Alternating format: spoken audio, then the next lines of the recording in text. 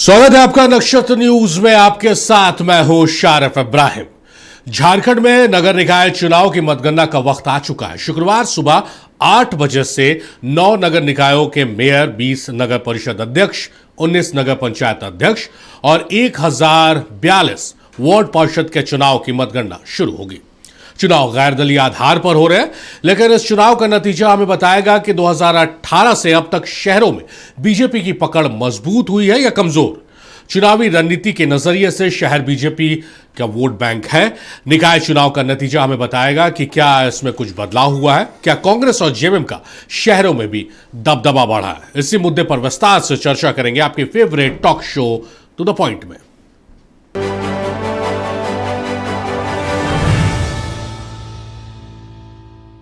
तो निकाय चुनाव की मतगणना शुक्रवार सुबह 8 बजे से शुरू हो जाएगी। रांची में वार्ड 17 का रिजल्ट सबसे पहले आएगा, क्योंकि यहां सबसे कम सिर्फ 2 कैंडिडेट हैं, जबकि 15 बूथ है। वही वार्ड 34 की मतगणना में सबसे ज्यादा वक्त लगेगा, क्योंकि इस वार्ड में 22 कैंडिडेट हैं और 11 बूथ हैं। झारखंड में निकाय चुनाव के लिए 23 फरवरी को वोटिंग हुई थी।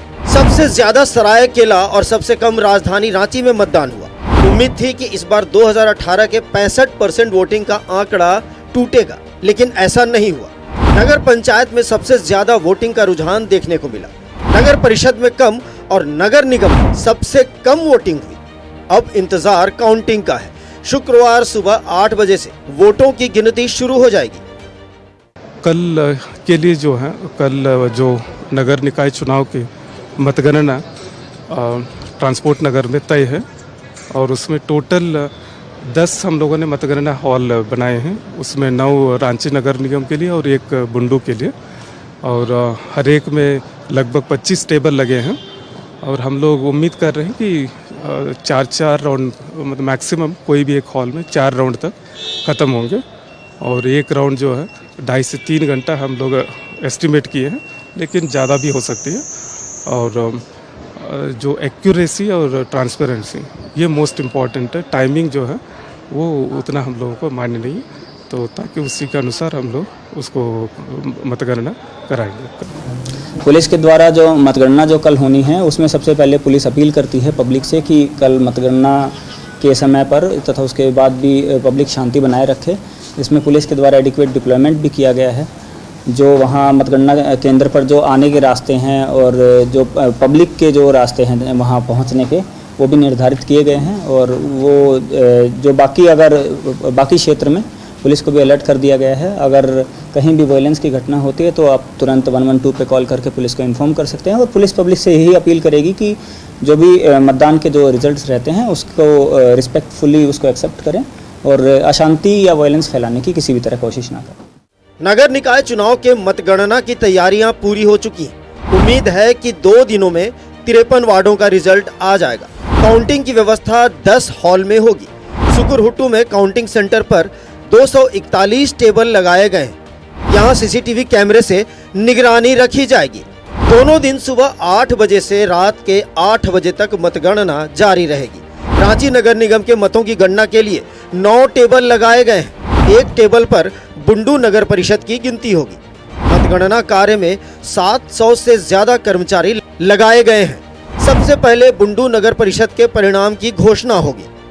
बोकारो नगर निकाय चुनाव की मतगणना चास कृषि बाजार में होना तय हुआ है। वहां 2 वज्रगृह बनाए गए हैं, एक चास नगर निगम के लिए और एक फुसरो नगर परिषद के लिए। चास नगर निगम में कुल 1,62,000 मतदाता हैं। यहाँ लगभग 50% मतदान हुआ है, तो हम कह सकते हैं कि कुल लगभग 80,000 मतों की गिनती होगी। वहीं फुसरो नगर परिषद की बात करें तो यहाँ 64,782 मतदाता हैं, और अगर वोटिंग की बात करें तो कुल 37,737 मतों की गिनती होगी। चाईबासा में मतगणना के लिए डीसी चंदन कुमार और एसपी अमित रेणु ने नगर निकाय मतगणना को लेकर बैठक की और अधिकारियों को जरूरी निर्देश दिए। 2 चीज़ों के लिए ज्वाइंट ब्रीफिंग की है हमारे एसपी साहब के साथ और पूरे जिला प्रशासन के साथ, पुलिस पदाधिकारियों के साथ। एक तो होली को लेकर के हम लोगों ने व्यापक दिशा निर्देश दिए हैं सभी मजिस्ट्रेट और पुलिस ऑफिसर्स को, और कल काउंटिंग है चाईबासा और जगदलपुर नगर परिषद के जो 23 तारीख को वोटिंग हुई है उसकी कल मतगणना है और उसके लिए सारी तैयारियां पूरी हो गई हैं। आज ट्रेनिंग का आखिरी चरण था, वो भी पूरा हो गया है। लातेहार नगर पंचायत चुनाव की मतगणना पॉलिटेक्निक कॉलेज लातेहार में संपन्न कराई जाएगी। मतगणना स्थल पर 3 लेयर सिक्योरिटी की व्यवस्था की गई है ताकि प्रक्रिया पूरी तरह से निष्पक्ष और शांतिपूर्ण माहौल में संपन्न हो सके। प्रशासन की ओर से मजिस्ट्रेट, पुलिस पदाधिकारी और बड़ी संख्या में जवानों की तैनाती की गई है। परिसर के अंदर और बाहर सुरक्षा के कड़े इंतजाम किए गए हैं। हर जिला में मतगणना पॉलिटेक्निक कॉलेज में किया जाएगा, जहां पर स्ट्रांग रूम भी है। इस संबंध में विस्तृत तैयारी की गई है। मजिस्ट्रेट, पुलिस पदाधिकारी, पुलिस कर्मियों की नियुक्ति भी की गई है। 3 लेयर सिक्योरिटी काउंटिंग एरिया में किया गया है और इसमें DFMD, HHMD इत्यादि भी प्लेसमेंट किया गया है, जिससे जितने भी लोग आएंगे उनकी जांच करके उसके बाद पहचान पत्र देख करके उनको अनुमति दी जाएगी। इसके अलावा स्ट्रांग रूम और काउंटिंग सेंटर के बाहर भी पार्किंग की व्यवस्था, शहरी क्षेत्र में भीड़भाड़ की व्यवस्था के लिए पुलिस कर्मियों की नियुक्ति की गई है और काउंटिंग के पश्चात अगर कहीं पर किसी प्रकार का जुलूस निकाला जाता है तो उसमें निर्देश दिया गया है कि SDO के अनुमति के पश्चात ही वो कर सकते हैं। झारखंड में निकाय चुनाव में करीब 43 लाख वोटर थे और 6000 के करीब प्रत्याशी। चुनाव गैर दलीय आधार पर जरूर हुए हैं, लेकिन नतीजा आने के बाद ये देखा जाएगा कि किस पार्टी के समर्थित कैंडिडेट मेयर, नगर परिषद या नगर पंचायत में जीत दर्ज करने में कामयाब रहे। ये चुनाव हमें बताएगा कि बीजेपी और JMM में से आज की तारीख में कौन है शहर का किंग। ब्यूरो रिपोर्ट के साथ निलय सिंह, नक्षत्र न्यूज, रांची। तो नगर निकाय चुनाव कई मायनों में खास है। गैर दलीय आधार पर चुनाव हो रहा है, लेकिन जिस तरह से दलों की सक्रियता इस चुनाव में देखने को मिली है उससे यह साफ है कि तमाम राजनीतिक दलों की जो शाख है वो दांव पर लगी हुई है और गठबंधन भी पूरी तरह से, चाहे वो NDA गठबंधन की बात की जाए या फिर इंडी गठबंधन की बात की जाए, उसमें बिखराव देखने को मिला। बिखराव इस लिहाज से कि हर दल ने अपना अपना उम्मीदवार दिया है और इससे भी ज्यादा कहीं आगे बढ़कर NDA में शामिल आजसू ने तो JMM समर्थित उम्मीदवार को लातेहार में समर्थन दे दिया। तो बहुत दिलचस्प है ये मुकाबला और किस तरह से आखिरी मोमेंट में जो राजनीतिक दल है उनके जीत के दावे हैं, ये जानने समझने की कोशिश करेंगे। बहुत खास मेहमान हमारे साथ स्टूडियो से जुड़े रहे, मेहमानों का तारुफ कराते हैं, उसके चर्चा को आगे बढ़ाएंगे। सीमा सिंह हमारे साथ है, बीजेपी की नेत्री हैं, बहुत स्वागत है सीमा जी आपका। रमेश रोशन मुंडा है हमारे साथ, आजसू के नेता है, बहुत स्वागत है रोशन जी आपका। कांग्रेस से अख्तर अली साहब, बहुत स्वागत है आपका। और क्षितिज मिश्रा RJD के नेता है, बहुत स्वागत है क्षितिज आपका। सीमा जी से शुरुआत करते हैं। सीमा जी, गैर दलीय आधार पर चुनाव हो रहा था, लेकिन जिस तरह से तमाम राजनीतिक दलों ने और खास करके आपने, यानी कि बीजेपी ने जिस तरह से ताकत झोंकी है, ये बताने को काफी है कि ये कहने को गैर दलीय आधार पर है, हर दल की शाख लगी हुई है। आप लोग तो 2-4 कदम आगे बढ़कर केंद्रीय मंत्री, कई सांसद, पूर्व मुख्यमंत्री सबको चुनावी मैदान में उतार दिया। क्या लग रहा है कि जितनी मेहनत हुई है उस अनुकूल नतीजे आएंगे आपके पक्ष में? देखिए, सबने अपने तरफ से प्रयास करी और हमारा परिवार से ही में बहुत बड़ा है, यहाँ से लेकर केंद्र तक। तो हम लोगों ने ईमानदारी से कोशिश करी है, प्रयास करी है, रिजल्ट आने ही वाले हैं। और ये यही सोच के हर इंसान, चाहे हर पार्टी जो भी उसने काम करी है, और जो इस आधार पे मैं बता सकती हूँ कि जो हालत है वर्तमान में कई वर्षों से लगातार, और चुनाव इतने लेट हुए और ख़ासकर शहरी एरियाज़ का जो हालत है उससे लोग त्रस्त हैं। और हम लोगों ने जो अपने स्तर से जो चुनाव में प्रचार करा है और लगा है, ये हमारा प्रयास है और सही में सफलता के लिए प्रयास है। और हमें बहुत उम्मीद है कि हम लोगों ने एक सफल प्रयास किया है, लेकिन ये जब तक जनादेश नहीं आ जाता है तब तक तो ये कहना किसी को भी कि हाँ बिल्कुल ही हम जीत रहे हैं, लेकिन हमारी उम्मीद है और हम सफल होंगे, इसी उम्मीद से हम लोगों ने ये प्रयास करी है। अच्छा मैडम, आपने जो कहा कि परिवार जो हमारा बड़ा है, तो परिवार एज अ बीजेपी आप बोल रही है, एज अ होल NDA बोल रही है? देखिए, परिवार हमारा, मतभेद यदि इसके बाद आप आना चाहते हैं कि मतभेद पे, तो वो अलग एक पारिवारिक इशू हो जाता है, लेकिन हमारा परिवार NDA से साथ में हम लोग एक साथ हैं। तो हम परिवार में सबको एक साथ ही मानते हैं।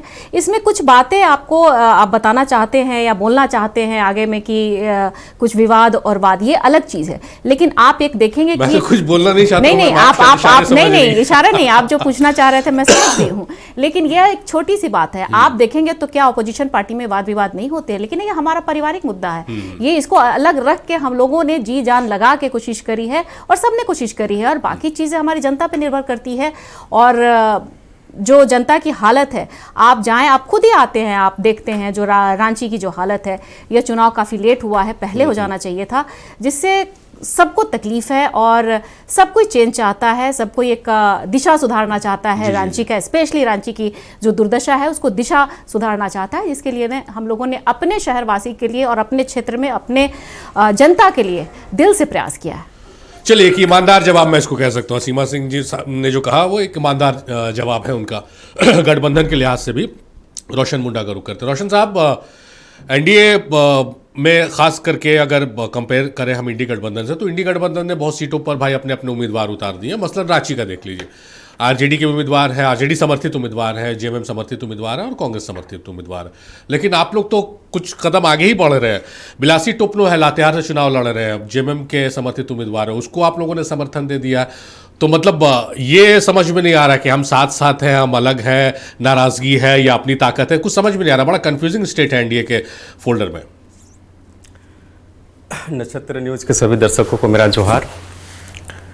देखिए, ऐसा नहीं है, ये जो झारखंड में जो नगर निकाय की जो चुनाव हो रही है, जी, वो देखा जाए तो दलीय आधार पर नहीं हुआ है। और न ही कोई पार्टी ने किसी को सिंबल दिया है।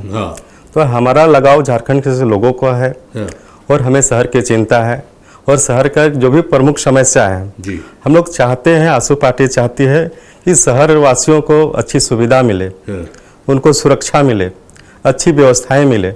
लेकिन नगर निकाय का चुनाव विगत 3 से 5 वर्षों तक लंबित रहा।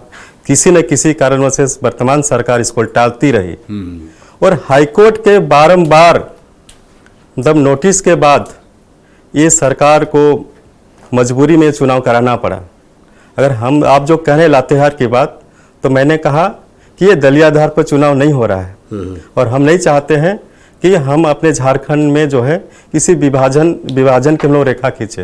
हम लोग शहर का विकास चाहते हैं और जो योग्य उम्मीदवार है उनको निश्चित रूप से हमारा पार्टी ने समर्थन दिया है।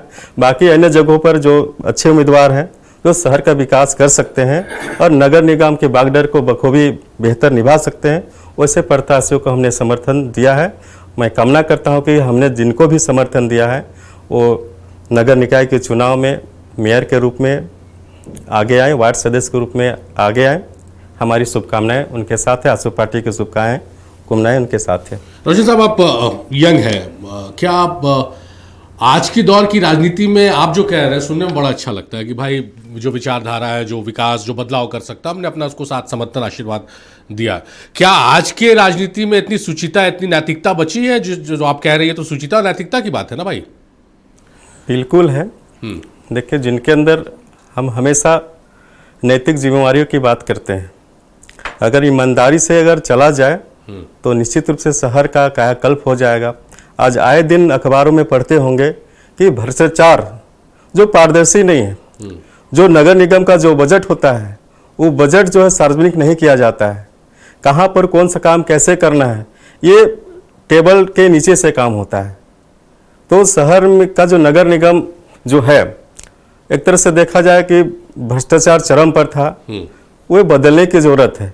इसलिए हमने नैतिकता के साथ ये मैं कह रहा हूँ कि जो भी इस पद को संभालेंगे वो बखूबी पूरी ईमानदारी के साथ अपने नगर निगम क्षेत्र के सभी लोगों का समस्या का समाधान जो है पूरी ईमानदारी के साथ करेंगे और अपने वार्ड को एक आदर्श वार्ड क्षेत्र के रूप में चिन्हित करेंगे, ताकि बाकी अन्य शहरों की तुलना में जो है और अन्य वार्ड जो है उनका आदर्श उसको माने और उनसे प्रेरणा ले। चलिए रोशन साहब, आप जिस राजनीति की कल्पना करके ये बात कह रहे हैं, हम भी उम्मीद करते हैं भाई झारखंडी पत्रकार हैं कि राजनीति में ये सूरत हाल देखने को मिले, आने वाली जो पीढ़ी है वो देखे कि हाँ भाई नैतिकता भी राजनीति में, सियासत में होती। बहरहाल अख्तर अली साहब की तरफ बढ़ते हैं। अख्तर अली साहब, लड्डू बनने शुरू हो गए या इंतजार कीजिएगा? लग रहा है कि कुछ गलतियां हो गई हैं, अलग अलग एकला चलो की राह जो पकड़े हैं उससे कहीं ना कहीं बैकफुट में आ रहे हैं, कि इंतजार है कि हाँ लड्डू बन जाएंगे? देखिए सारिक भाई, राजनीति में हर कोई अपने अपने तरीके से मेहनत करते हैं, और ये तो स्थानीय चुनाव है। स्थानीय चुनाव से सरकार की सेहत पे कोई असर नहीं पड़ता है। ये वार्ड से सड़क नाली और स्वच्छता के लिए चुनाव होती है। और रही बात, आश्वस्त तो हैं हम। पिछले बार हमें एक भी मेयर नहीं मिला था, लेकिन इस बार हम आधा से ज़्यादा नगर निगम में चुनाव माजरत के साथ आपको रोकना चाहेंगे। आप बोल रहे हैं कि सरकार की सेहत पे कोई असर नहीं पड़ेगा। हम भी जानते हैं सरकार की सेहत पर असर नहीं पड़ेगा, पर आप ही के दल के वरिष्ठ नेता है, पूर्व मंत्री हैं, 15 दिन से 20 दिन का समय दिया सरकार को, नतीजे आने के बाद सरकार अस्थिर हो सकती है, बीजेपी के संपर्क में है। देखिए, उनकी बातों का खंडन तो हमारे प्रदेश अध्यक्ष और आला नेताओं ने कर दिया था। वो उनकी सोच थी, उससे कांग्रेस पार्टी को कोई लेना देना नहीं है। वो चुनाव लड़ रहे हैं, उनकी बेटी चुनाव लड़ रही है, कांग्रेस का समर्थन है, जेएमएम भी वहाँ लड़ रही है। इसी कयास में उन्होंने कुछ बातें कह दी नतीजों को देखते हुए। नहीं तो सरकार को अस्थिर करने वाली बात है ना। नहीं, वो कह रहे थे बीजेपी कहती तो आप लोग हमलावर हो जाते हैं, अपने लोग कहे तो आप कह रहे हैं कि भाई कड़वे शब्द में निंदा कर दी। उनको भी पार्टी के तरफ से कहा गया था कि उनकी निजी राय है, पार्टी की राय नहीं है, और सरकार की सेहत पे किसी तरह का कोई असर नहीं है। आपने कहा कि लड्डू बनना शुरू हो गया, तो बेशक उम्मीद पूरा है। जिस तरह से हमारे एक एक कार्यकर्ताओं ने जिस तरह से तन मन धन के साथ में चुनाव में लगा था, और जिस तरह से उन्होंने मेहनत किया है सभी ने मिल करके, और जो रुझान देखने को मिला बूथों में, हम जिस तरह से देखे हैं, खास करके रांची में जो उम्मीद था उम्मीद से बढ़ कर के हमें वोट मिलने की गुंजाइश है। क्योंकि जो क्षेत्र छूट जाता था हमसे, उन क्षेत्रों में भी हमने अपने कार्यकर्ताओं को, कैडर को खड़ा किया था अपने समर्थित उम्मीदवार के लिए, रमा खलखो के लिए। वहाँ भी हमारी मजबूत बूथ कमेटी थी, और लोगों ने वहाँ पर डट करके और वोट दिलाने का काम किया है। और सबसे बड़ी बात कि इस बार निष्पक्षता के साथ जो चुनाव हुई है, बैलेट पेपर से जो चुनाव हुआ है, इसमें निसंदेह किसी तरह का कोई संकोच नहीं रहेगा। क्योंकि हमने जो मत दिया है, जिसे दिया है, वो देख करके दिया है, और बैलेट में बंद हो गया है। बैलेट खुलेगा, निष्पक्षता के साथ जो रिजल्ट होगा उसको हम सब स्वीकार करेंगे, और शहर का विकास जरूर होगा। जो बकाया था केंद्र से वो भी मिलेगा। ये उम्मीद करते हैं कि जो हमारे विपक्ष है वो केंद्र सरकार पे वो भी दबाव डाले कि हमारा 2100 करोड़ का जो फंड जो रोक के रखे हैं 15 फाइनेंस का, वो मिल जाए अब झारखंड को, ताकि इसका विकास हो सके। रांची हमारा मोदी जी का स्मार्ट सिटी में गिनती था, वो स्मार्ट सिटी दिखने लगे। पिछले सालों जब इनकी डबल इंजन की सरकार थी, उसमें कुछ एरिया को चिन्हित करके बड़ी बिल्डिंगें बनाना स्मार्ट सिटी नहीं है। ड्रेनेज की मामला था, यहाँ पर लाइटों का, रोड का चौड़ीकरण, ये सब नहीं हुआ था। ये तो हमारी सरकार आने के बाद में खुद अपने सोर्सेस से, आपने देखा होगा कि कई हमने फ्लाईओवर का खुद से निर्माण कराया, कई एक अप्रोच रोड को जो रांची से जोड़ती है, 4 लेन बनाया। नहीं ठीक है, आप जो काम किए हैं उसका आप जिक्र कर रहे हैं, लेकिन जिस अख्तर अली को मैं जानता हूँ बड़ी मजबूती से अपनी बात को रखते हैं। हो सकता है रोजे का असर हो, या हो सकता है चुनाव के मतगणना से पहले कुछ फीडबैक आपको मिले होंगे, जिस वजह से थोड़ा मध्यम आवाज़ है आपकी, ये मैं जस्टिफाई नहीं कर पा रहा। चलिए थोड़ा एनर्जी बटोरिए, वापस आते हैं आपके पास। क्षितिज, क्या है सूरत हाल चुनाव का? एक सीट पर तो आप लोग एकदम डायरेक्ट टक्कर दे रहे हैं अपने गठबंधन में शामिल दलों को। क्या उम्मीद है कि कुछ नतीजे आएंगे आपके पक्ष में? सारी केवल एक सीट नहीं बल्कि जितने भी नगर परिषद के सीट है वहां पे राष्ट्रीय जनता दल ने किसी न किसी को समर्थन दिया है। और आपको देखने को मिलेगा कि जब रिजल्ट आएगा और जब हम अपने कैंडिडेट्स को सम्मानित करेंगे, जीतने का माला पहनाएंगे, उस वक्त सारी मीडिया चैनल को पता चलेगा राष्ट्रीय जनता दल की स्थिति क्या है और किस प्रकार से राष्ट्रीय जनता दल ने चुनाव लड़ा है। इस बार कोई गैर दल से चुनाव हो रही थी, कोई दल नहीं था इसमें। लेकिन मैं कुछ बातों को रखना चाहूँगा। अभी मैं परिवार का बात सुन रहा था तो ये कौन सा परिवार? देखिए, हमारा जब सिंबल की बात थी, जब सिंबल पर चुनाव हो रहा था तो हम साथ हैं, और आज भी हमारी गठबंधन बहुत मजबूती से है, और हम पहले से तय किए थे, क्योंकि ये सिंबल पर चुनाव नहीं लड़ी थी तो हर कोई अपना अपना कैंडिडेट उतारेगा। दो सवाल, एक आजसू से और एक बीजेपी से। बीजेपी से सवाल यह है कि ये कौन सा परिवार है जिसमें परिवार के एक सदस्य को ये मजबूर कर दिया गया कि आपके सदस्य को अपना समर्थन ना दे करके जेएमएम के सदस्य को समर्थन देना पड़ गया।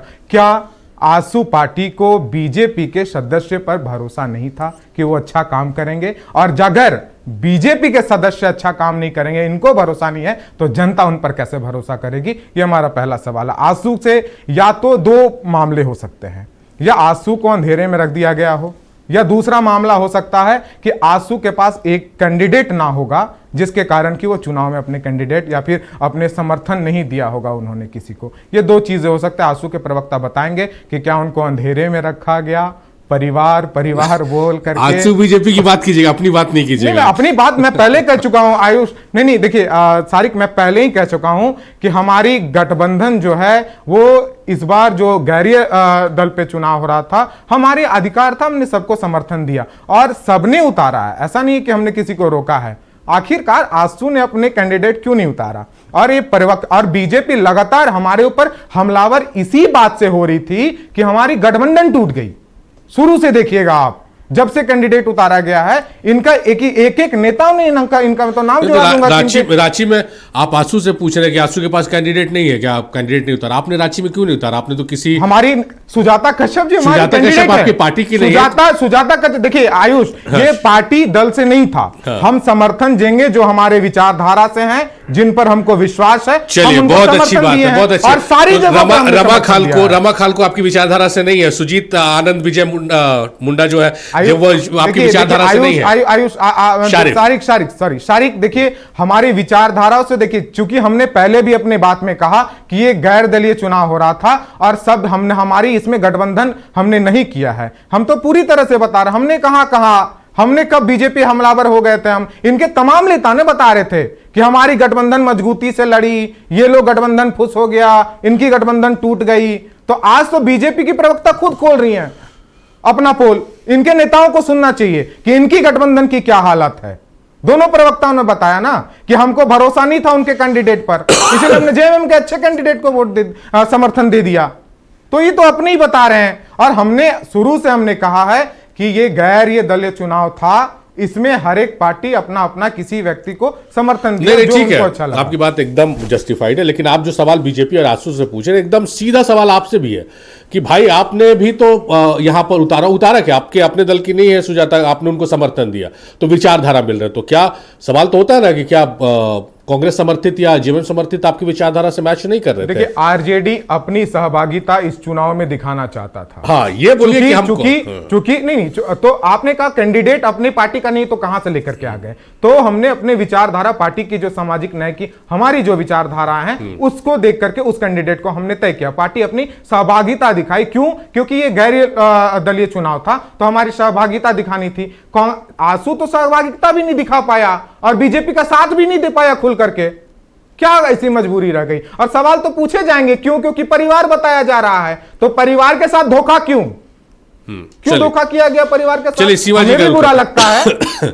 शिवाजी का रुख करते। शिवाजी, कुछ शिकायतें भी आने लगी आप लोगों की तरफ से, मैं देख रहा था। वो परिवार की बात करते हैं जो कि परिवारवाद में ही जीते थे। वो परिवारवाद मतलब बेटा के बाद पोता के बाद बहू, इस पे जीते थे। वो आज परिवार पे, हम लोग का परिवार पूरा संसार में परिवार है, नहीं उस पे उंगली आप सुने। आपकी बात मैंने बहुत ध्यान से सुना है, आप बीच में ना बोले।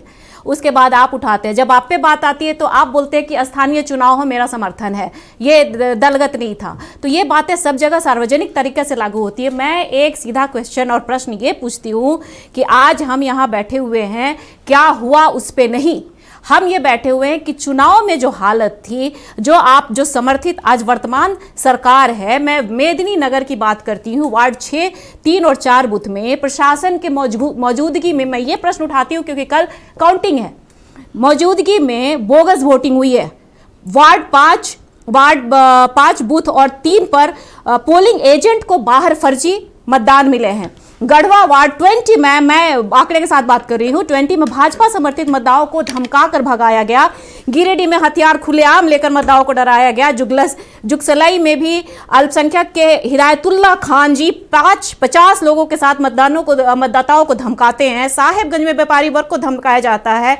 अशोकनगर, जमशेदपुर में महिला मतदाताओं के साथ गाली गलौज की जा सकती है। ये प्रक्रिया है, किसने क्या समर्थन किया नहीं, ये जब चुनावी बात होती है, जब चुनाव में सब हमारे उम्मीदवार उतरते हैं, तो ये एक सार्वजनिक प्रश्न मैं उठाती हूं कि राज्य निर्वाचन आयोग से कि ये सुनिश्चित करे कि कल जो निर्वाचन आयोग के समक्ष जो हमारी मतदान की गिनती होगी उसको निष्पक्षता से रखे, ताकि हमारी जनता को छला ना जाए और हमारी जनता ने जिसको चुनने की कोशिश की है उसको समक्ष लाया जाए। और ये भाजपा, ये चुनाव ही हो रही है, ये चुनाव 3 साल पहले क्यों नहीं हुई? जो यहाँ वर्तमान सरकार है क्यों नहीं कराया? मैं ये प्रश्न पूछती हूँ, बात को घुमाया ना जाए, क्यों नहीं कराया? ये भाजपा का आंदोलन है और हमारे हाईकोर्ट का और न्यायालय का दबाव है जिसकी वजह से ये चुनाव हुआ है। ये माने या ना माने, अच्छा, बात को इनको घुमाना और भड़काना आता है। जो आप आरोप लगा रही है उसमें रोशनी खालको का मैं जिक्र कर रहा था, वो भी बता रही है कि स्ट्रांग रूम में 5 बजे से इतने बजे तक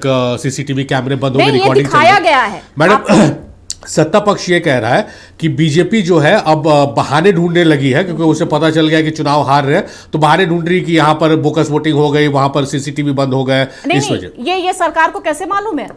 ये सरकार से मैं पूछती हूँ। अभी राज्य आयोग निर्वाचन अभी शुरू भी नहीं हुई मतगणना, इनको कैसे पता हो गया है कि यहाँ पे ऐसा होने वाला है, हम जीतने वाले हैं, हम हारने वाले? मैं तो ये दावा नहीं कर रही हूँ, मैं तो सिर्फ ये दावा कर रही हूँ और ये मांग कर रही हूँ कि निष्पक्ष कोई भी जीते। देखिए, चुनाव खत्म हो चुका है, जनता ने अपने मतदान दे चुके हैं, ये जनता को छला ना जाए। जो भी जनता ने आदेश दिए हैं, जनादेश कल भी देंगे। यदि हमारी जीत होती है तब भी और नहीं भी जीत होती है तब भी हम भी जनादेश को सराखों पे रखेंगे। लेकिन इस तरीके की वारदात कि महिलाओं को धमकाया जाए, जो भगवा गमछा पहन के आया उसको धमकाया जाए, 50,000 बूथों को 50,000 जो हमारे मतदान है कर्मी उनको इधर से उधर किया जाए, बूथों में हेर फेर किया जाए। इधर एक बूथ में जहां पे पति पत्नी का, अपने घर की बात कर रही हूं, एक का बूथ यहां है, दूसरे बूथ दिया जाए। ये सारे जो प्रपंच किए गए हैं ये डर से किए गए हैं और ये हम लोगों ने आपको बना के, रोशनी खलको जी ने बना के नहीं दिखाया है, वहां पे क्लियर कट उन्होंने लाइव दिखाया है। इसका जवाब और ये कैसे कह सकती है सरकार, वर्तमान सरकार, की वो डर रहे हैं, वो हार रहे हैं? इनको कहां से ये सोर्स पता है? ये कैसे चुनाव जो भी लड़ता है मैडम, वो तो इस आश्वासन के साथ नहीं, तो आश्वासन तो हम लोगों ने नहीं दिया ना, हम लोगों ने आश्वासन जवाब देना चाह रहे हैं आप वास्तव साहब, थोड़ा संक्षेप में रखिए। बहुत मजबूती से इन्होंने कहा कि हमको कैसे पता चला, उसी टेक्निक से जिससे अमित शाह जी को पता चल जाता है। चुनाव होने से 20 दिन पहले, चुनाव होने से 2-3 साल पहले, अरे वो बंगाल जीत रहे हैं बता दिए हैं, आप झारखंड की बात करें, चोरी करते हैं तब अमित शाह जी, बंगाल जीत रहे हैं बता दें। आप बीच में मत बोलिए मैडम, आपके एक सवाल का जवाब दूंगा मैं, आपके एक सवाल का जवाब दूंगा। कौन मंत्री जेल में हमारे? कौन आला अधिकारी जेल में जाते हैं? कौन मंत्री जेल में मेरा? झूठ बोल रही हैं आप, कौन मंत्री? झूठ बोल रही हैं आप झूठ बोल रहे हैं, सफेद झूठ बोल रही हैं आप। कौन मंत्री जेल में हमारा? झूठ बोल रहे हैं। आपके पैसे, हम उनका पैसा नगर विकास मंत्री ब्रेक का वक्त तमाम।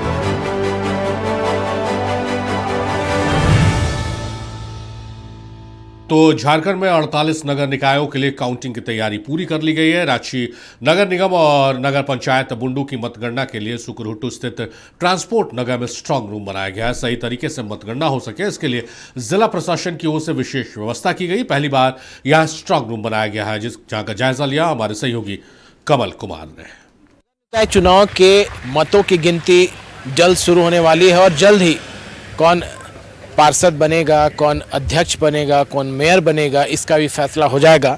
अभी हम सुकुरहुट्टू के ट्रांसपोर्ट नगर स्थित स्ट्रांग रूम में खड़े हैं, जहां चाक चौबंद व्यवस्था की गई है। पहली बार यहां रांची नगर निगम और नगर पंचायत बुंडू के लिए मतों की गिनती होनी है और इसको लेकर के पूरी व्यवस्था की गई है। खास करके सबसे अहम जो सुरक्षा होती है उस पर विशेष ध्यान दिया गया है। जैप 1 के हवाले स्ट्रांग रूम को रखा गया है, जहां लगातार उनकी निगरानी में आना जाना लोगों का हो रहा है। रजिस्टर मेंटेन हो रहा है बाकायदा, ताकि कोई अगर आए तो रजिस्टर में एंट्री करे, और किसी भी हालत में इस स्ट्रांग रूम में कोई भी इलेक्ट्रॉनिक इक्विपमेंट लेकर कोई नहीं जा सकता है। इस पर विशेष ध्यान दिया जा रहा है। पुलिस सुरक्षा बल के बोर्ड लगाए गए हैं। चिकित्सा सहायता केंद्र भी बनाया गया है ताकि किसी भी तरह की समस्या हो तो उसका समाधान किया जा सके। वहीं सुरक्षा दृष्टि से जो व्यवस्थाएं हैं वो मुकम्मल की गई हैं। रांची जिला पुलिस और जैप 1 के द्वारा इसमें कड़ी सुरक्षा के इंतजाम किए गए हैं। जिले के जिला निर्वाचन पदाधिकारी और डीसी, इसके साथ साथ एसएसपी और जो वरीय पुलिस पदाधिकारी और प्रशासनिक पदाधिकारी हैं लगातार यहाँ पर नज़र बनाए हुए हैं। जल्द जो मतों की गिनती जो होगी उसमें फैसला भी आ जाएगा। जो नगर निगम रांची नगर निगम के 53 वार्ड के पार्षद किनकी किस्मत में जीत हासिल होती है ये जल्द सामने आ जाएगा। इसके साथ साथ मेयर कौन बनता है, जो मेयर की रेस में लोग खड़े हैं उनके जब काउंटिंग होगी उसका भी फैसला हो जाएगा। वहीं बुंडू नगर पंचायत के 13 वार्ड पार्षदों और अध्यक्ष के मतों की भी गिनती में ये साफ जल्द होगा कि कौन इसमें जीत कर सामने आता है। कहीं ना कहीं जो इंतजार था वो अब खत्म होने वाला है। काउंटिंग के बाद ये जो फैसला आएगा उसके बाद वो जनप्रतिनिधि जिन्होंने कई वादे और दावे किए हैं जनता के विकास के लिए, जो अपने क्षेत्र के विकास के लिए, वो किस तरह से कर पाते हैं ये देखने वाली बात होगी। फिलहाल जो वोटों की गिनती है उसके लिए 25-25 टेबल के 10 हॉल बनाए गए हैं जहां 3 राउंड में गिनती होनी है और ज़्यादा से ज़्यादा 5 राउंड में गिनती होनी है। 10 से 11 आरओ हैं और लगातार जो व्यवस्थाएं हैं उसको सुदृढ़ की गई हैं ताकि निष्पक्ष तरीके से और सही तरीके से मतों की गिनती हो सके और सही फैसला आ सके। वीडियो जर्नलिस्ट कैस के साथ रांची से कमल कुमार। चलिए तो मेहमानों का रुख करते हैं और हम रुख करेंगे रोशन मुंडा जी का, आजसू के नेता। रोशन जी, कहा जा रहा है कि आजसू पार्टी इस पर्टिकुलर चुनाव में बड़ा अलग थलग सी नजर आई है और कहीं ना कहीं जयराम महतो का ये साइड इफेक्ट है कि अलग थलग नजर आ रही है। जहां पर समर्थन दे दिया वहां तो ठीक है, जहां समर्थन नहीं दिया वहां पर बीजेपी समर्थित उम्मीदवार के लिए बहुत पसीना बहाते आंसू नजर नहीं आई है। किस रूप में इन आरोपों को देखते हैं? सत्तापक्षी आरोप है। सबसे पहले तो मैं ये बताना चाहूँगा कि आजसू पार्टी आधिकारिक रूप से ये नगर निकाय के चुनाव से दूरी बनाए हुए है और हमने किसी भी प्रत्याशी को समर्थन नहीं दिया है और न ही ये जो चुनाव हुआ है। क्या बात कर रहे हैं? धनबाद में जो मेयर पद के उम्मीदवार हैं सुदेश महतो जी, उसके समर्थन में गए हैं? नहीं, ऐसा नहीं है। हाँ, बात ऐसा है कि हमारे कार्यकर्ता, नाम भूल रहा हूँ मैं, माफी चाहूंगा उसके लिए, हमारे कार्यकर्ता आजसू पार्टी के कहीं नहीं कि किसी न किसी रूप से विभिन्न झारखंड के विभिन्न जगहों पे हैं और पार्टी से संबंध रखते हैं। तो वैसे प्रत्याशी शांतनु कुछ नाम है धनबाद के मेयर उम्मीदवार का जिसको आजसू ने समर्थन दिया है।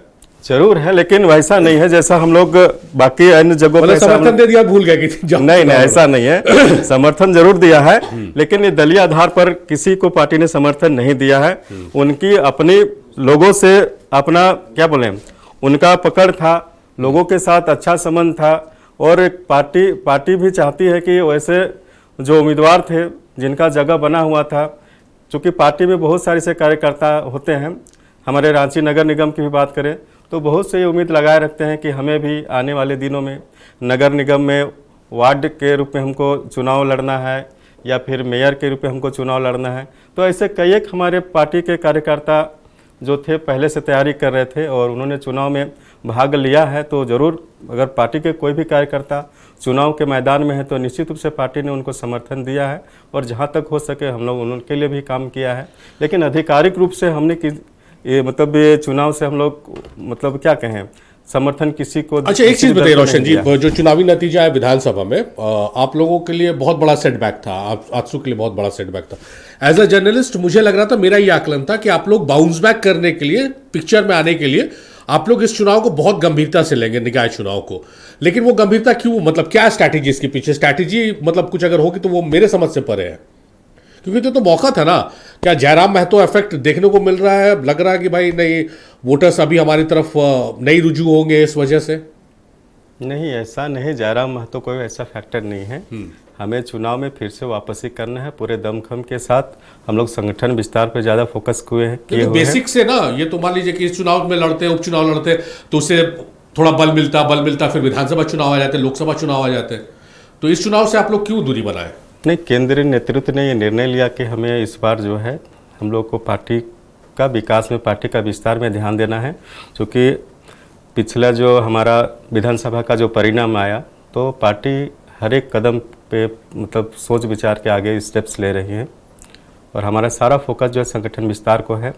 कहाँ कमी हुई, कहाँ चूकी, सर गहनता से हम लोग विचार कर रहे हैं और पार्टी लगातार विधानसभा चुनाव आने के बाद जो है संगठन विस्तार के काम में तेज़ी आया है और लोगों से हम अधिक संख्या में जोड़ भी पा रहे हैं और लोगों को जोड़ भी पा रहे हैं। क्योंकि इससे पहले हम लोग जब सुदेश भैया हम लोग के जब विधायक थे, केंद्रीय अध्यक्ष हैं अभी भी, तब हम लोग कहीं ना कहीं जनता से उतना समय नहीं दे पाते थे। लेकिन अब हमें पूरा समय है संगठन विस्तार के लिए और हमारा फोकस पूरा झारखंड है और हम झारखंड की राजनीति में लौटेंगे और बढ़िया बेहतर मजबूती के साथ लौटेंगे। चलिए रोशन जी, पत्रकार हूँ, मुझे राय देना नहीं चाहिए लेकिन राय दे देता हूँ। आप लोग जो अभी तक समीक्षा कर रहे हो, समीक्षा मोड से बाहर निकल जाइए, क्योंकि साल जिस तरह से खत्म हो रहा है, चुनाव कब सामने आके खड़ा हो जाए। बहरहाल चलिए अख्तर अली साहब का रुख करता है। अख्तर अली साहब, कुछ लगता है एनर्जी आप रिकलेक्ट कर लिए होंगे, तो सवाल का जवाब भी आप अपने तरीके से देंगे। क्या लग रहा है, क्योंकि 9 में 6 में मैं देख पा रहा हूँ कि आपके जो उम्मीदवार हैं वो जेएमएम समर्थित उम्मीदवार के एकदम उनसे मुकाबला, आपका सीधा मुकाबला है। तो किस रूप में आप देख रहे हैं कि भाई सत्ता में आप साथ हैं, उसके बाद फिर जेएमएम भी अपनी लिस्ट में टेस्ट कर रही है कि भाई शहरी क्षेत्र में मेरा किस तरह से जनाधार बढ़ा है, आप लोग भी उस चीज़ को आकलन करने में लगे हुए हैं। तो अपर हैंड कौन होगा, लोअर हैंड क्या होगा, क्या इसको लेकर आगे समीक्षा होगी? देखिए सारिक जी, जो लोकल बॉडी के चुनाव होते हैं उसमें ये गठबंधन अक्सर जगहों पे देखेंगे आप, चाहे मुंबई में देख लीजिए या महाराष्ट्र में देखिए, अभी जो हाल ही में चुनाव या दीगर जगहों पे, तो हम लोग अलायंस नहीं करते हैं। कारण ये होता है कि जो कार्यकर्ता, जिस जगह हम चुनाव नहीं लड़ते हैं तो उस जगह कार्यकर्ताओं की स्थिति क्या है। अगर हर चुनाव को अगर हम गठबंधन में लेंगे तो ऐसी स्थिति में कार्यकर्ताओं का मनोबल टूटते रहता है कि हम तो चुनाव लड़ते ही नहीं, तो क्या फ़ायदा है, जिधर है उधर चले जाए। और जिस पार्टी से लोग जुड़े रहते हैं और जुड़ने के बाद में जो मेहनत करते हैं संगठन के लिए, फिर चुनाव एक बहुत बड़ी आस होता है अपना परीक्षा देने के लिए, और उस परीक्षा में अगर उसको आप नहीं बैठाएंगे तो फिर कार्यकर्ताओं का मनोबल टूटता है। लेकिन ये लोकल बॉडी का चुनाव में आकलन होती है, हर पार्टी को अपना अपना संगठन को दिखाने का और अपनी क्षमता विस्तार का भी मौका रहता है। तो हमने भी हर एक जगह पे चुनाव लड़ करके और अपनी क्षमता विस्तार को, जो संगठन सृजन पे जो लगातार हम लोगों ने काम किया है 1 साल से, उसका भी आकलन होगा कि हम कहाँ पर अभी मजबूत है और मजबूत करने की और ज़रूरत है। और आप बीजेपी की हमारी बहन ने जो कहा कि 3 साल रोशनी जी के वजह से चुनाव हुआ था, तो हमारे बगल में आसू पार्टी के जो प्रवक्ता है, इन लोग आपने देखा होगा कि 2023 में जब चुनाव का बिगुल बज चुका था, अधिसूचना जारी होने वाली थी, उस वक्त ये सुप्रीम कोर्ट चले गए थे और सुप्रीम कोर्ट के आदेश से कि जब तक ट्रिपल टेस्ट नहीं होगा चुनाव नहीं करा सकते हैं, और ट्रिपल टेस्ट की प्रक्रिया से चुनाव नहीं हुई थी अब तक। ट्रिपल टेस्ट हुआ, उसके बाद चुनाव हुआ। लेकिन मुंबई में क्या वजह था कि महाराष्ट्र में 2022 से वहाँ भी चुनाव नहीं हो रही थी, और राजस्थान में तो अब तक चुनाव नहीं कराया इन लोगों ने। वहाँ का मामला है कि 1 स्टेट 1 इलेक्शन, जो मोदी जी का चल रहा 1 नेशन 1 इलेक्शन, उसको लेकर के मध्य प्रदेश में देखिए बहुत सा जगह पे ये लोग चुनाव, उत्तराखंड में चुनाव नहीं करा रहे हैं, लेकिन क्रेडिट की रोशनी खलकों के वजह से हो गया। कौन सा ऐसा काम कर दिया? PIL डाल दी, PIL डालने से हम हाईकोर्ट में जवाब देते थे कि भाई ट्रिपल टेस्ट हो रही है, ट्रिपल टेस्ट की एक प्रक्रिया है, प्रक्रिया को पूरा करने के बाद में 2 इलेक्शन आ गया बीच में। आपने देखा होगा 23 में लोकसभा, 24 में लोकसभा, फिर विधानसभा, फिर पूरी लंबी 25 का जो समय मिला हम लोगों को, उस पूरी 25 में हम लोगों ने सभी चीज़ का गठन करते हुए OBC आयोग का गठन किया, हमने निर्वाचन आयोग का गठन करते हुए सारा चीज़ करके हमने चुनाव पे जो था वो हम लोग आ गए उस पर। अब रही बात कि हमारा जो कल का जो चुनाव जो बहन बोल रही थी इन लोगों को कैसे पता है, तो पता तो हो ही जाता है ना कि जब आप जिस बूथ में बैठेंगे कार्यकर्ता फीडबैक देते हैं कि भाई हमारा यहाँ पर इस बूथ में मजबूती इस तरह से रहा, हमारे वोटर्स निकले। हम अपने वोटर्स को पहचानते हैं कि कौन हमारा वोटर है। वोट दे करके निकल के भी वो लोग अपने एजेंट्स को बताते हैं, जो हमारे वहाँ सेंटर इंचार्ज रहते हैं या जो बूथ एजेंट होते हैं, उन लोग देख के ही पहचान लेते हैं कि हमारा वोटर आया, हमको वोट दिया। तो इन रुझानों को लेकर के सभी का फिर बैठक होती है। हर बूथ का जो सेंटर इंचार्ज होते हैं वो लोग बैठते हैं, अपना फीडबैक देते हैं। उन फीडबैकों से हमको पता चला कि हम चुनाव जीत रहे हैं। रही बात इस बार इनको ज्ञानेश गुप्ता जैसा सहभागिता नहीं मिली है झारखंड में, इसलिए खींच अपना जो है ना वो निकाल रहे हैं कि ज्ञानेश गुप्ता ऐसा सहयोगी नहीं मिला, केंद्र चुनाव आयोग जैसा हमको सहयोग इस बार नहीं मिला जो इनको मिलता है। निष्पक्षता इनको नहीं पसती है। चुनाव निष्पक्षता से हुई है और इनको धांधली करके आना है सत्ते में, जो अब तक हो रहा है। देश देख रही है कि किस तरह से SIR का मामला हो या चुनावों में धांधली का मामला हो। बिहार चुनाव का धांधली आपने बखूबी हर मीडिया में आपने देखा था कि किस तरह से धांधली होती थी। वोटरों को रोका जाता था, वोट देने नहीं दिया जा रहा था, रास्ते में रोका जा रहा था। तो इस तरह से कई एक मामला देखने को मिला है इनके समय में। और आचार संहिता का किस तरह से उल्लंघन होता था, किस तरह से बातें रखी जाती थी, लेकिन केंद्र चुनाव आयोग उस पर कोई कार्रवाई नहीं करता था। वही सोचते थे यहाँ भी हमको उसी तरह खुला छूट मिल जाए, लेकिन निष्पक्षता इनको नहीं जचता है। निष्पक्षता जहाँ पर भी होगी वहाँ पर इनको डर समाएगा। डर इनका बोल रहा है, हार का कारण वो अब कोई भी बहाना निकाल रहे हैं, निकालने दीजिए। अच्छा चलिए सीमा जी, इनका भी आंसर कीजिएगा, मेरा भी सवाल ले लीजिए, दोनों सवालों का एक साथ जवाब दे दीजिएगा। बीजेपी में इस बार बहुत नाराजगी भी देखने को मिली और ये सिलसिला विधानसभा चुनाव से शुरू हुआ कि बहुत आप लोगों ने जिनको टिकट नहीं दिया, जो डिजर्विंग कैंडिडेट थे, उन्होंने दूसरी पार्टी का दामन थाम लिया। उसमें सबसे ज्यादा JMM का दामन थामा। इस बार भी देखिए चंद्रशेखर अग्रवाल एक कदावर नेता थे आपके। कहा जा रहा है गिरिडीह में डॉक्टर शैलेंद्र चौधरी है, पैराशूट उम्मीदवार है। नागेश्वर दास ने इस्तीफा दे दिया। नागेश्वर दास वहां पर प्रमुख दावेदार थे।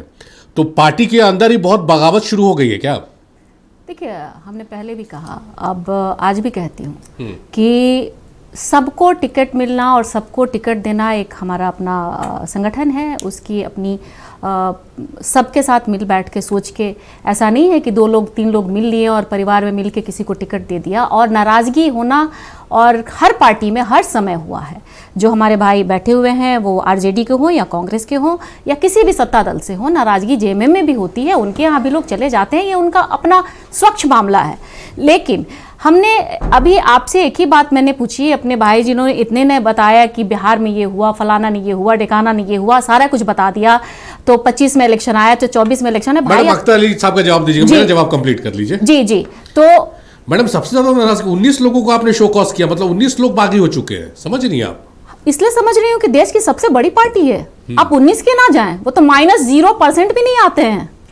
ये आप देखें, हमारी आप आंकड़ा देखें कि दुनिया नहीं, वर्ल्ड में इतनी बड़ी पार्टी और इस तरह के स्वतंत्र विचारों का डेमोक्रेटिक वे में काम करने की पार्टी, आप देखेंगे कि हमारा छोटा सा छोटा बूथ का सिलेक्शन और बूथ की कमेटी जब बनती है तो वहां से लेके ऊपर तक ये किसी एक का निर्णय नहीं होता है। और जरूरी नहीं है, जी जरूरी नहीं है। मैं कह रहा हूं कि दुनिया की सबसे बड़ी पार्टी आपकी, मैं मानता हूं, लेकिन आपके शीर्ष नेतृत्व कहते हैं कि भाई एक कार्यकर्ता भी हमारे लिए बहुत महत्वपूर्ण है। 19 लोग आप कह रहे हैं कि पॉइंट में नहीं आता, 19 लोगों के खिलाफ आपने 19 बागी हो गए आपको लेकर। देखिए, एक बात मैं बताती हूँ, आप छोटा सा परिवार में यदि आप कोई निर्णय लेते हैं तो बहुत लोग आपके बातों को नहीं आते। इसका मतलब ये नहीं कहा जाता कि हम लोग उससे नाराज हैं। उनको कुछ नाराजगी होगी, वो बाहर गए या उतनी सुरक्षा से गए, ये उनका अपना निजी मामला है। ये संगठन का निजी मामला नहीं है। संगठन, हम किसी भी कार्यकर्ता से बहुत ऊपर है। हम लोग संगठन के प्रति जो समर्पित होते हैं वो हमारा निजी भाव और निजी मामला और निजी चाहे परिवार का, ये सबसे ऊपर की बात होती है। ये मैं बताना चाह रही हूँ। ये बहुत छोटा सा जिन्होंने आप दे रहे हैं, ये हमारे लिए एक एक कार्यकर्ता अति महत्वपूर्ण है, चाहे ये हम लोग कोई भी पद पे हो। ये हमारे माननीय जो बैठे हुए हैं उनका भी मानना है कि कार्यकर्ता ही सबसे बड़ा हमारा। पूर्वांचल के लिए कितना बड़ा झटका आपको? 2 बड़े नेता, कद्दावर नेता संजीव सिंह, चंद्रशेखर अग्रवाल। देखिए, क्या है कि इलेक्शन, ये पार्टी बोला गया कि स्वतंत्र है लड़ने के लिए, तो उनको यदि अपना विचार है लड़ने के लिए तो वो लड़े, इसमें उनको कोई रोका नहीं जा सकता है। और उनकी विचारधारा शुरू से, आज से नहीं, शुरू से हमारे तरफ रही है और वो काम भी किए हैं, अच्छे कार्यकर्ता रहे हैं, लेकिन किन्हीं वजहों से वो आज बाहर जाके लड़ रहे हैं। तो ये उनकी अपनी व्यक्तिगत, उनका अपना मामला है। अब आप अख्तर अली साहब के जवाब दीजिए। जी, अख्तर जी से मैं यही पूछती हूँ कि अभी मैं सिर्फ और सिर्फ वर्तमान कल की बात मैं करना चाह रही हूँ कि आपने ये नहीं किया, आपकी वजह से ऐसे नहीं हुए। 3 साल बहुत मायने रखते हैं और रोशनी जी ने ऐसा कोई तोड़ चीज़ नहीं होता। एक व्यक्ति पूरी दशा और दिशा बदलने का शुरुआत कर सकता है। उन्होंने किया था, अपने दमखम पे वो लड़ी हैं और बहुत बार ये कोर्ट में आपने ये नहीं देखा कि उन्होंने कहीं आंदोलन तो हम लोगों ने किया है, बहुत उनकी लड़ाई रही है, न्यायालय भी उनको साथ दिया है। उसके बाद ये रिजल्ट, ये पहले आ जाता तो बिल्कुल मानते कि आप लोगों ने कराया है, स्वच्छ मन से कराया है, निर्मल मन से कराया, तो आया ही नहीं। ये तो लड़ाई के बाद आई है, संघर्ष के बाद आई है। साहब तो यही कह रहे हैं ना कि आप लोग तो तत्पर थे इलेक्शन कराने के लिए, लेकिन आजसू फिर उसको लेकर, आरक्षण को लेकर कोर्ट चली गई थी। देखिए, इन्होंने जो बोला कि ये फिर बोला कि 25 में मेरा मामला आ गया, फिर 23 में मामला आ गया। भाई 5 साल में तो सरकारें बदल जाती हैं, 5 साल में तो चुनाव होते ही हैं, सबका एक फिक्स मामला है। उसमें नहीं आने से 3 साल रांची में नगर निगम का चुनाव नहीं होने से आप किसी भी गली में जाएं, गड्ढे मिलेंगे, कूड़ेदान की जगह पे कूड़ा से ज्यादा घर ढेर मिलेगा। आप कोई भी ऐसा शहर का देख लीजिए जाके कि नाली और नली और क्या दुर्दशा है, वहां पे कैसी हालत है। ये मैं नहीं बोल रही हूँ, आप भी गाड़ी चलाते हैं, आपको ही पता है। चलिए क्षितिज। देखिए शाहिद, मैं थोड़ा सा समय लूँगा क्योंकि सवालों का बौछार लगाया गया है और एक एक सवाल का जवाब देना ज़रूरी है। सबसे पहला सवाल इनका था कि कहा किस किस बूथों पे लोगों को रोका गया प्रशासन के द्वारा, तो आपको चुनाव आयोग को शिकायत करनी चाहिए थी। दूसरा, सीसीटीवी फुटेज को लेकर के गया, तो इन सारी चीज़ों का जवाब चुनाव आयोग को देना और इनको शिकायत करना। लेकिन देखा क्या गया कि भारतीय जनता पार्टी को निर्देश दिया गया कि आप लोग सब लाइव हो जाइए, वहां बंद है तो आप लोग सब चुनाव आयोग वहां शिकायत करने मत जाइए, एक एक कार्यकर्ता लाइव होइए सबको। नहीं, वो आप बीच में मत बोलिए मैडम, एक बार भी इंटरप्शन मैंने नहीं किया है, बीच में मत बोले, आप ही का सवाल का जवाब दे रहा हूं। दूसरा, इन्होंने परिवारवाद का जुड़ा रही थी। अरे कुशवाहा जी का बेटा बेचारा कुर्ता भी नहीं सिलवा पाया था, कहा गया कि चलो शपथ ले लो। कोई कहीं का विधायक अभी तक नहीं है, वो उनको बोला कि चलो शपथ ले लो, बेचारा कुर्ता भी नहीं सिलवा पाए थे। तो परिवारवाद का बात आप मत कीजिए। तीसरा सवाल इनका था कि डराया गया। डराया कौन गया मैं बताऊं? डराए गए निशिकांत दुबे जी ने डराया। बीच सभा में कहा कि यदि नहीं, अगर बीजेपी के समर्थित प्रत्याशी नहीं जीतेंगे तो आपका 1100 करोड़ रुपया जो बकाया है केंद्र सरकार का, तो मोदी जी नहीं देंगे। ऑन रिकॉर्ड कहा उन्होंने, सारे मीडिया चैनलों पर चलाया गया था, हमारे पास अभी भी है। उन्होंने ऐसा कहा। तो डराया, डरा और धमका कौन रहा था मैडम, ये आप देखिए। और क्या आप इसकी निंदा करेंगे? क्या नरेंद्र मोदी जी, हम तो बार बार कहते हैं कि वो हमारे साथ एक तरफा व्यवहार कर रहे हैं और आपके सांसद इसको प्रमाणित कर रहे हैं। क्या वो नहीं डरा रहे थे लोगों को? लोगों को नहीं लगेगा कि यदि बीजेपी के समर्थित प्रत्याशी नहीं जीतेंगे तो हमारा जो पहले से हो रहा है वैसा ही किया जाएगा, बीजेपी के केंद्र सरकार के द्वारा उनका पैसा रोक दिया जाएगा। इसका मतलब कि अभी तक जो पैसा रोका जा रहा था, जितना भी पैसा रोका जा रहा है, वो सब बदले की भावना में ये रोक रहे थे पैसा। और क्या ये आज सुनिश्चित करके जाएंगी कि आगे जब हमारी सरकार, नगर में हमारी सरकार क्योंकि बनने वाली है, आप पूछ रहे थे ना कैसे पता चला, उसी टेक्नोलॉजी से पता चला जिस टेक्नोलॉजी से अमित शाह जी को पता चल जाता है, जिस टेक्नोलॉजी से नरेंद्र मोदी जी को पता चल जाता है कि कैसे। वो तो बंगाल का भी अभी तक बता चुके हैं कि बंगाल भी हम जीत रहे हैं। उन्होंने बाकी जगह, आज तक कोई ऐसा चुनाव नहीं हुआ जिसमें कि वो पहले से नहीं बता रहे थे कि हम जीत रहे हैं कि हार रहे हैं। उसी टेक्नोलॉजी से हम लोगों ने भी सीखा है। अब आप बताइए कि क्या अमित शाह जी वोट चोरी कर रहे हैं क्या? और यदि वो कर रहे हैं तो फिर अलग चीज है। और आप कहते वोटर को रोका कैसे जाता है, वो आप बिहार चुनाव में जाकर के देखिएगा, उसको उठा करके देखिए। मछुआरों को के नाव को रोका जा रहा था, आप यूपी में जाकर के तय कीजिए। और अखिलेश यादव जी ने हजारों शिकायत किए हैं और चुनाव आयोग अभी तक नहीं जवाब दे पाया है। हमारे राज्य निर्वाचन आयोग जवाब देगी, नहीं देगी तो हम आपके साथ चलेंगे, तैयार हैं हम।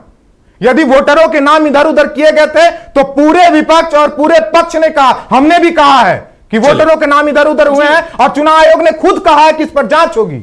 चलिए, और होनी भी चाहिए। चलिए मैडम कुछ, लेकिन आप कहिए यूपी में आज क्या हालत है? अच्छा एक बार क्षितिज कुछ मुझे राजस्थान, यूपी, एमपी और छत्तीसगढ़ की बात नहीं कर रही हूं, मैं बात कर रही हूं आप जहां पे बैठे हैं और कल का रिजल्ट है और जनता ने जिस विश्वास से वोट दिया है उसकी मैं बात कर रही हूं। और सिर्फ मैं उसकी बात कर रही हूं कि कल रिजल्ट आने वाले हैं और मैं चुनाव आयोग से अपील करती हूं कि वीडियोग्राफी ट्रांसपेरेंसी के साथ करें, क्योंकि पुलिस प्रशासन के साथ मिलके सरकार नहीं, आप नहीं सुनिए, आप नहीं सुनिए, आप मेरी बात सुनिए, आप मेरी बात सुनिए, आपके समय मैं नहीं बोली, नहीं आप सुनिए मेरी बात, नहीं आप मेरी बात सुनिए। और मैं चाहती हूं कि वीडियोग्राफी ट्रांसपेरेंसी बिल्कुल क्लियर हो और किसी भी तरीके से यहाँ पे पुलिस प्रशासन के साथ मिलके नहीं करती मैं। आपने बोला कि ऐसा किया, क्यों आपने ये माना? क्यों सीसीटीवी बंद था? क्यों सीसीटीवी बंद था? हो सकता है हुआ है, ये हुआ है, मैं अपील करती हूँ, मैं वर्तमान सरकार से अपील करती हूँ कि वो कल मेरा अपील है ये निर्वाचन सुन लेते हैं मैडम को सुन लेते हैं। मैं निर्वाचन आयोग से अपील करती हूँ कि पूरी ट्रांसपेरेंसी, जीत और हार एक अलग मुद्दा है, लेकिन जिसने जो वोट डाला है, मैं जीत और हार की बात नहीं कर रही, ट्रांसपेरेंसी की बात कर रही हूं, और सही तरीके से वो सपोर्ट करके करे, पुलिस प्रशासन के साथ मिलकर वर्तमान सरकार जो डराने धमकाने की काम कर रही है उसको सपोर्ट ना करे। मेरा यही अपील है। बाकी कल की बात हम लोग कल पूरी उम्मीद के साथ देखेंगे। 50% 45% वोटिंग हुई है, 38% जनता हम लोग के साथ है। मैं इसी अपील के साथ 30 सेकंड में समय कम है। देखिए, इनको जो भी शिकायत है तो लाइव वीडियो चलाने से नहीं होता है। राज्य निर्वाचन आयोग के पास में भाई कष्ट क्यों है? क्यों नहीं? आप कष्ट क्यों में है? मुझे जैसे मन वैसे सही जगह पे जाइए। सही किया राजनीति करने सिखाएंगे। आप क्या सिखाएंगे? आप क्या सिखाएंगे? शिकायत करना कहा जाएगा, सक्षम पदाधिकारी जाएगा ना। आज राजनीति चलिए समय आप वीडियो कीजिएगा। चलिए समय समाप्त हो गया। अख्तर साहब बहुत शुक्रिया, सीमा जी बहुत शुक्रिया, रोशन जी बहुत शुक्रिया आपका, क्षितिज आपका बेहद शुक्रिया। आप लोगों ने अपना कीमती वक्त नक्षत्र न्यूज को इस डिबेट को दिया। तो